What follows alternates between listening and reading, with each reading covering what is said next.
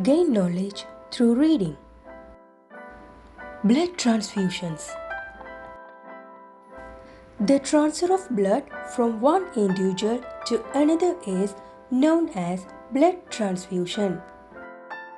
There are four blood groups as A, B, AB and O depending on the protein components present in blood cells. The person who donates blood is called the donor and the person who receives is called the recipient.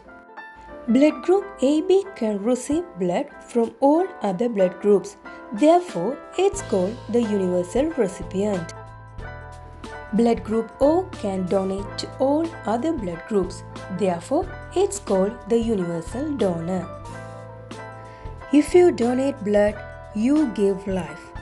Do you know when's blood donation day? If you know the answer, please write me in the comment box, and if you like this video, please put a thumbs up, subscribe this channel to get more videos from us. Thanks for watching.